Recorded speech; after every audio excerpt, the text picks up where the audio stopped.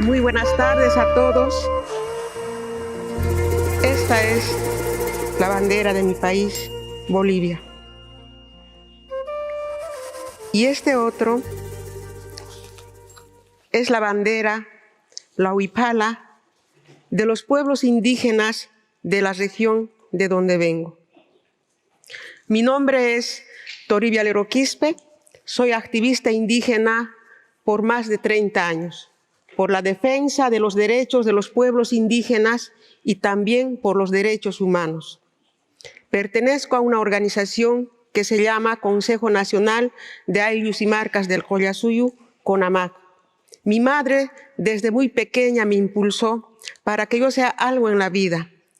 Me impulsó para ser profesional y de esa manera acompañar de la mejor manera posible en la lucha que lleva mi pueblo en la defensa de la tierra, el territorio y la dignidad.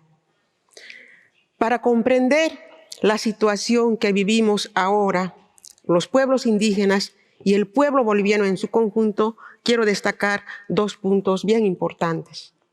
1990, cuando los pueblos indígenas de la Amazonía de mi país marcharon más de 700 kilómetros hasta la sede de gobierno para exigirle al Estado el respeto a su dignidad, el respeto a sus territorios y el no exterminio.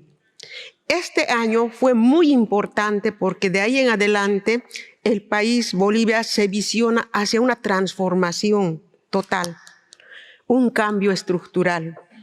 La otra parte es que Bolivia vivía un espacio de democracia que nos permitió a los pueblos indígenas de mi país organizarnos y plantearnos nuevos proyectos de vida a nivel nacional. Y eso es la exigencia de una asamblea constituyente para escribir por primera vez un nuevo pacto social de convivencia plurinacional e intercultural. El 2002 organizamos nuevamente una marcha nacional, 40 días de caminata hasta la sede de gobierno para plantearle al Estado que es importante una asamblea constituyente. Y también socializamos al resto del pueblo boliviano para decirles la importancia que tiene vivir en un país plural, intercultural, con valores y principios de vida como es el vivir bien. El pueblo muy empoderado, muy fortalecido, embiste como el primer presidente indígena de Bolivia a Evo Morales Ayma, 2004. Transcurre hasta 2009. El 2009 logramos por primera vez ser parte de escribir la nueva constitución política del Estado plurinacional. Pero a la vez, muy tristemente, nos convertimos en las primeras víctimas de aquel llamado presidente indígena, porque no quería cumplir con los derechos, con los mandatos de la nueva Constitución.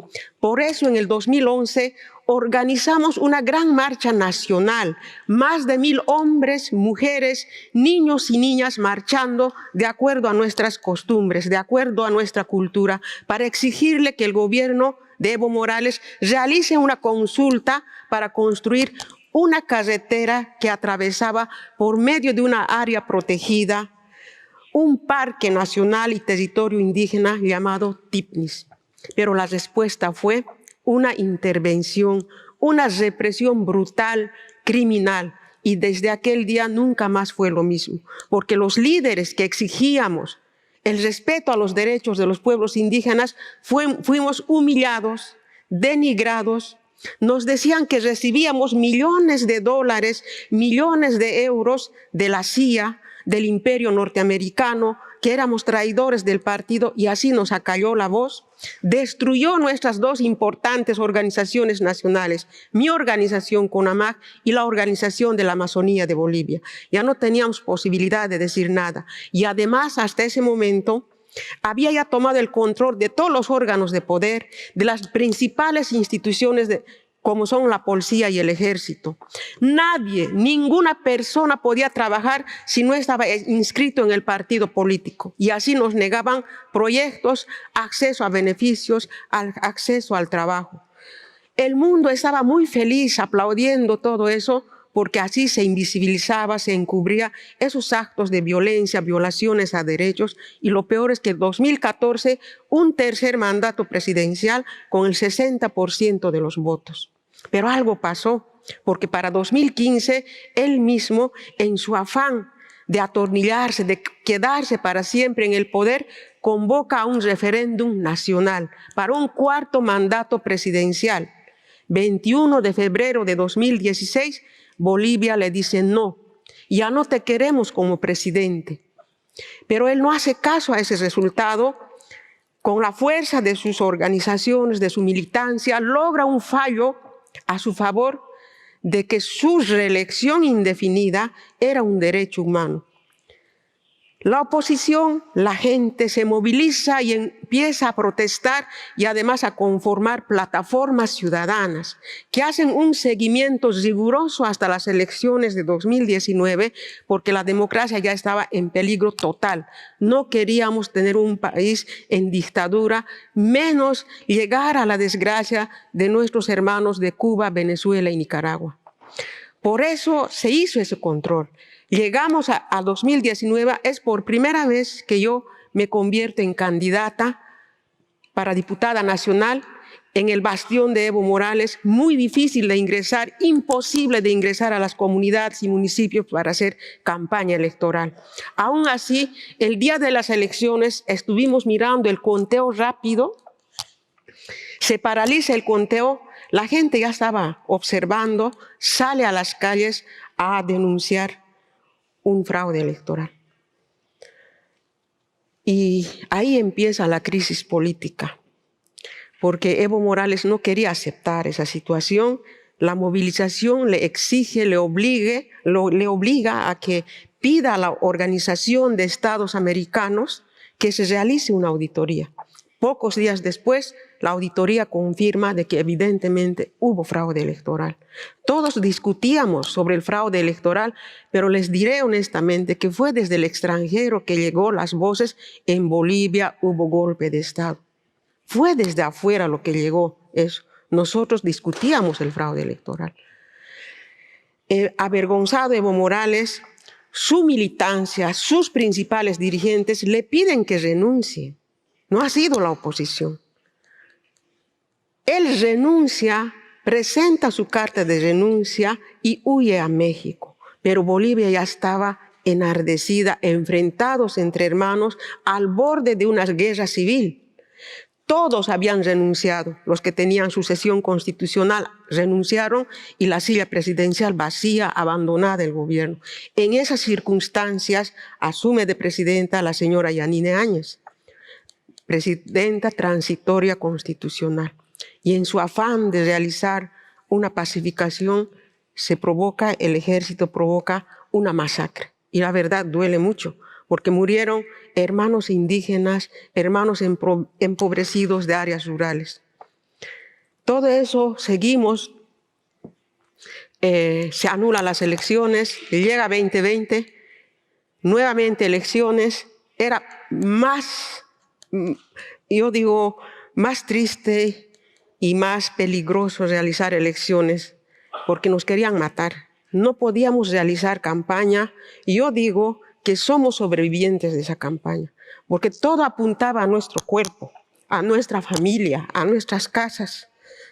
Los compañeros que eran candidatos igual que yo tuvieron que huir a Chile, Argentina, esconder a sus familias, pero aún así soportamos porque no queremos vivir en dictadura. Queremos vivir en libertad, con justicia, con valores y principios de vida, así como tenemos los pueblos indígenas.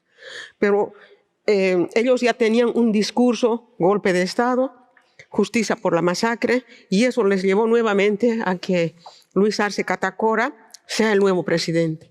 La crisis se agudiza porque Luis Arce Catacora lo primero que hace es venganza.